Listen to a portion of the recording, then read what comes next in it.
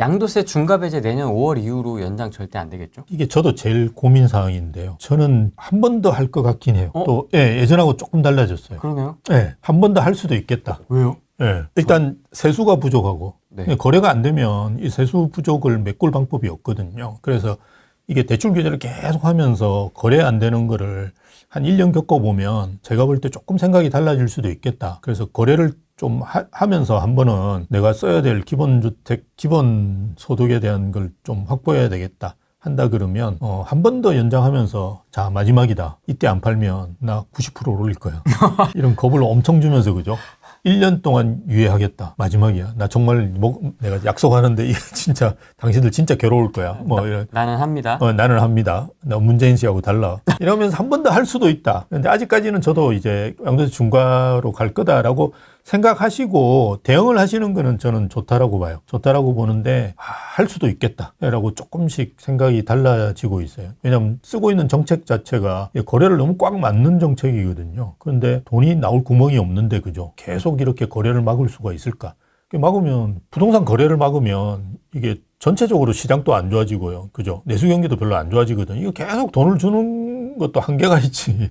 내수 경기가 일단 좋아져야 되는데 건설이 진짜 크게 기여하거든요. 그러니까 이걸 계속 막는 게 쉽지가 않을 거고. 그리고 예전에 이제 1년 동안 유예한다는 공약이 있었어요. 윤석열 씨 때. 한 번 더 유예할 수는 있지는 않을까. 왜냐하면 이 양도세 중과에 대한 이야기가 전혀 안 나와요. 지금 제가 한 번도 들어본 적이 없거든요. 지금까지 민주당에서도 그 이야기를 안 하고 내부적으로 그걸 고민을 엄청나게 하고 있는 것 같다. 아니면 지금 이미 양도세 중과 내년에 넘어가니까 빨리 팔아라 이 이야기를 지금 할 가능성이 있잖아요. 그죠? 그런데도 전혀 그런 이야기 안 하거든요. 그래서 얘들이 한 번 더 유예를 해줄 수도 있겠다라는 생각을 조심스럽게 합니다. 근데 어쨌든 지금 대비하시는 거는 양도세 중과로 간다고 생각하시고 그죠? 대비를 하시는 게 좋고요. 이게 뭐 부동산 시장은 예측한다는 게 거의 불가능하니까요. 특히나 우리 이재명 정부에서는 그게 쉽지는 않으실 거예요.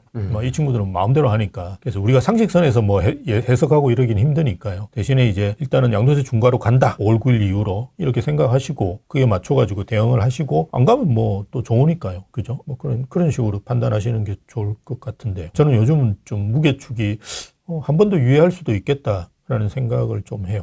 양도세에 대한 이야기가 지금 거의 없고 거의 안 나오고 갑자기 이제 그런 이야기를 내년 초에 이제 할 수도 있겠죠. 양도세 중과 우리도 좋다. 한 번 더 배제한다. 그래서 내년 9월까지 간다. 대신에 내년 9월 이후로는 90%를 올린다. 이렇게 겁을 팍 줄 수 있겠죠. 그래 팔아라. 이렇게 할 수 있는 아주 좋은 수단이 될 수도 있으니까 지금 안 팔고 있잖아요. 네. 안 파니까 가격이 안 떨어지잖아요. 마지막 탈출 기회를 준다. 그러니까 마지막 탈출 기회를 준다. 그래서 세수도 없고 가격도 떨어뜨리고 뭐 이런 정책을 쓸 수도 있겠다. 조심스럽지만 예측해 봅니다. 아니 그럼 아예 주질 말든가 15만 원을 갑자기 황당하네. 줘야 돼요. 네. 아니 그렇게 돈이 부족하다면서 진짜 필요한데 안 쓰고 왜 15만 원을 이렇게 뿌리면서. 근데 기본소득에 대한 생각은 너무 명확한 것 같아요. 한 10년 동안 이야기해왔거든요. 그리고 얼마 전에도 뭐 기본소득이라는 말은 안 했잖아요. 그 재난안전지원금. 말은 멋있는데 따지고 보면 다 기본소득이거든요. 이걸 주겠다는 생각은 굉장히 강한 것 같아요. 이거는 또 민주당에서 굉장히 강한 것 같아요. 그러다 보니까 이걸 계속 하는 것 같고요. 그래서 주고 뺏고 주고 뺏고 세금이 뭐 저번에 누가 분석한 거 보니까 15만 원 주고 50만 원 세금 더 거둔다고 그러는데요.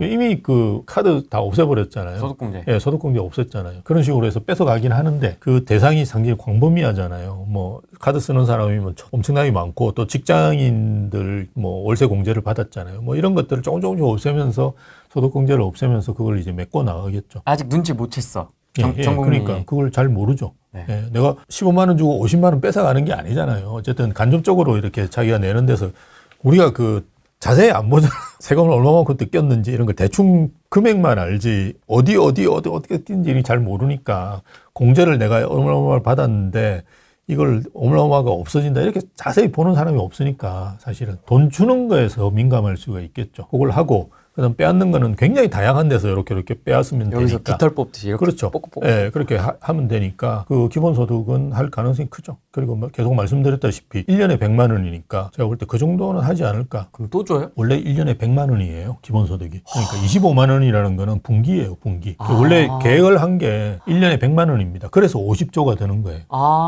그래서 국토보유세를 옛날에 50조 1% 거두면 50조거든요. 예, 그래서 50조 이렇게 맞춰져 있는 거예요. 그래서 25만 원이라는 거는 그냥 100만 원 주겠습니다 이러면 난리 날 거 아니에요. 야 그러면 뭐 국가 재정이 다 거덜나는데 당신 뭐 생각이 있는 거야 뭐 이런 식으로 나오는 중도층도 되게 많을 거 아니에요. 근데 25만 원이라고 뭐 25만 원이야 뭐 이런 생각할 수 있잖아요.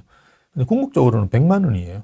근데 이 100만 원을 한 번에 주면 이렇게 쳐다보는 걸 한 번밖에 안 쳐다보잖아요. 근데 네 번에 나눠주면 계속 기대하면서 보잖아요. 아, 4번, 그 한 번도 2번으로 쪼갰잖아요. 15만 원, 10만 원 이렇게. 그렇죠. 2번 쳐다보게. 그런 식으로 한 10몇만 원은 줘야지 이렇게 보죠. 그래서 그런 식으로 하는 것 같아요. 이 친구들이 어차피 굉장히 밝은 쪽이 사람을 선동하고, 그죠? 예, 이런 쪽이 굉장히 뛰어나거든요, 다들. 그걸 주더라도 어떤 방식으로 주느냐 이런 것도 되게 고민 많이 하고 있을 거예요. 진짜 머리 좋다. 예, 머리 좋아요. 우파분들은 어쨌든 보면 순진하고 하면 그냥 별 생각 없이 막 하고 이러는데 머리는 좋은데 이 친구들은 머리는 그렇게 좋은 건 아닌데 잔머리는 되게 좋아요.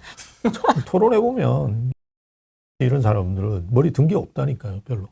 이제 MBC까지 나갔습니다. 그래요? 열심히 하는구나. 그러니까 몇 번 회의해보면 네. 그 민주당에 있는 친구들도 별로 뭐 제 양반들하고 일하면 안 되겠구나 이런 생각할 거예요. 그렇게 머리가 좋은 사람들은 아니니까. A주택 이번에 매도해서 10월에 7억이 생기고 B주택 마천 우방아파트 20평 23년 매수 세입자 3억 5천 갭투고요. 예. 올해 11월 만기인데 갱신을 쓰겠다고 합니다. 네. 2년을 기다렸다가 매도 후에 10억 금액을 뭉쳐서 딴 거 매수를 해야 할지 지금 예. 있는 7억으로 예. 뭔가를 해야 될지 7억이냐 2년 후에 10억이냐. 지금 2주택만 있으시다 그러면 뭐 빨리 움직이시는 것도 괜찮은 것 같고요. 왜냐하면 뭐 가격이 이제 오른다 그러면 투기활지구라든지 그죠? 이런 거 지정될 가능성도 없진 않거든요. 그렇다 그러면 원하시는 지역 가는데 이제 취득세가 중과되니까 7억 정도 싶으면 지금 움직이시는 것도 나쁘지 않으신 것 같아요.